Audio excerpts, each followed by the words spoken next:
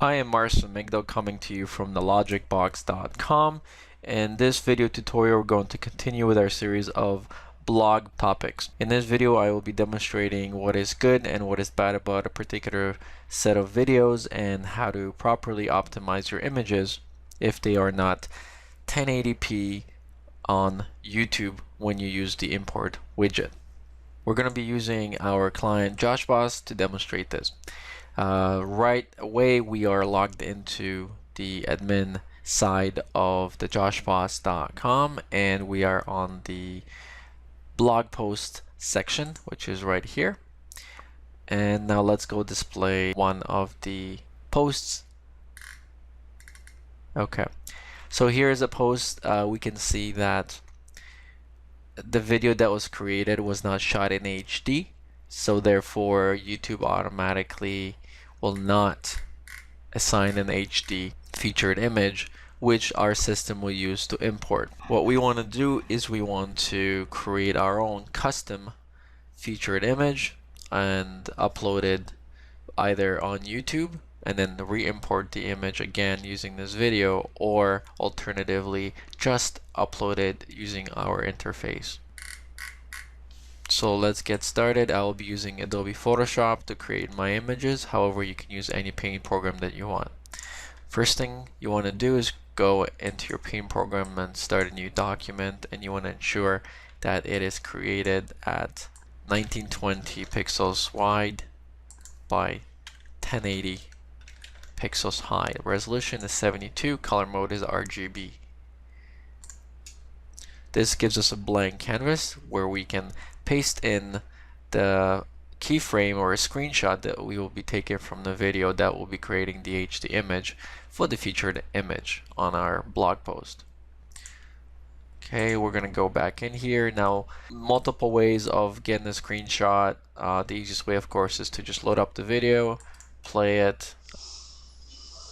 I'm going to go to YouTube, full screen it, and I'm going to basically find the most exciting keyframe. Now we were print screen. On my PC, it's alt print screen. This will save it to the clipboard. Switch back to your paint program and basically Control V or go into your edit paste. Now this is not ideal. There's multiple ways that you can go and create this image. You do need to scale it out. One easy way is to, of course, just zoom it in, but you're gonna lose a lot of quality and it will blur out. So you need to decide if it's better to sacrifice quality but have it look prettier on your website, basically, which would basically make it look kind of like this. There. So this is what the image would look like. And of course, if you have a little more experience, you can go and add a logo over top of this to continue with your brand, or add any titles for the YouTube thumbnail that will entice a person to perhaps click on it. So we're going to drag in the logo, position it in the corner, perhaps paint a little shadow underneath, kind of like this. And there's our featured image. So now we can save this. You don't really need to worry about saving it at a certain size as long as you're under 5 megabytes, which is actually very high. I do actually prefer just going and saving for web at about 90% quality. Also change to a JPEG, and I would say 90. So this gives us about 355 kilobyte here. So save this. When you name your featured images, your website will automatically rename the image to match the post. But for your own organizational purposes, I do recommend you call it what the post title is. So this would be Light Leg Day. It's just Leg Day on the JoshBoss. Okay. Now we will save this. Okay, so now the image is saved. We are almost done. So we can either log into our YouTube. So right now I am logged in as JoshBoss right here into this channel, and I could go into my info and settings button and want to upload a custom thumbnail, navigate to the folder, and here it is. This will take a second for it to upload, and now we will save the changes. Let's close this. Let's go back into our admin. I'm going to just show you how to add this as a new clip just to prove that it is in fact already working. If you don't already know or you haven't watched the tutorial on the import function, it's really easy.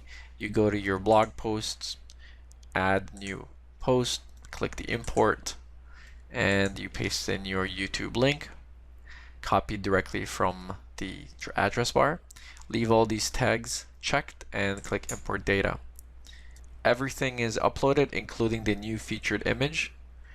And one thing that you need to do is simply assign the category, and you can see that the tags are also imported. You can add tags if you'd like, add to the description, which actually we will in here in a moment, but now we will just click save and publish, and we will preview it.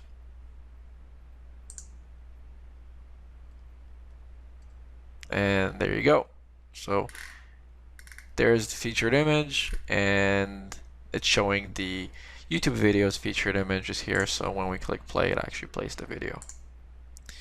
One thing is you want to make sure it's consistent is the footer of your YouTube descriptions should be the same for every video. And if I can double check on here, I believe that this is the footer right here.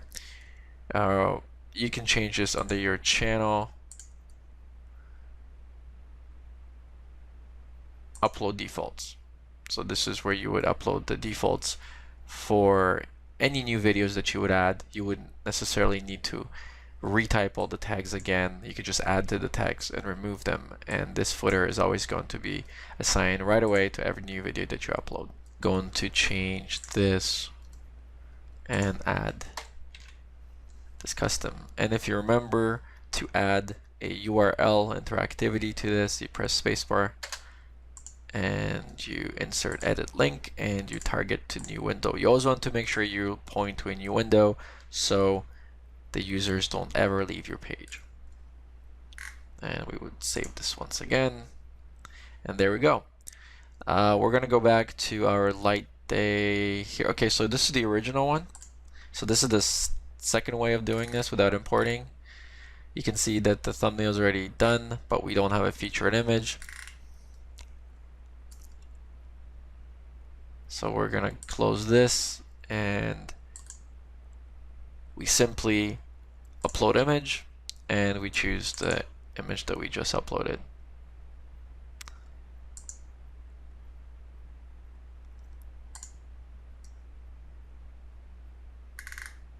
And there you have it. So that is the second way of adding featured image to a video that doesn't happen to be HD or doesn't have full limits. Before I end this video, I'm going to show you one more trick that you may want to do. This is a design trick. Perhaps you don't want to stretch out this video to be this blurry.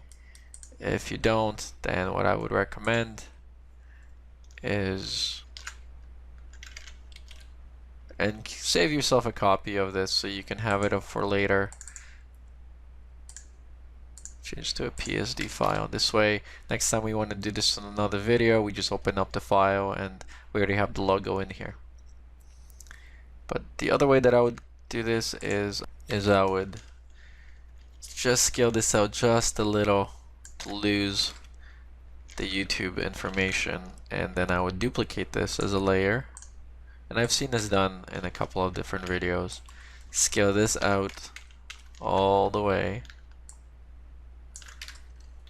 Position it somewhere in the center. Move this layer underneath the original layer. Delete the black bars. And now we blur the background layer.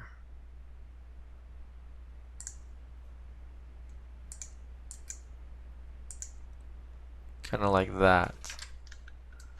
Right, so that's another way of doing it. I personally don't like it. I prefer to just stretch it even if I am losing the quality. And that is the video tutorial. I hope that you have learned something, and I encourage you to check out TheLogicBox.com, some of the web packages if you happen to be wanting to start a YouTube channel, start a business, or you need branding advice. Feel free to contact our company and we'll be there to help you.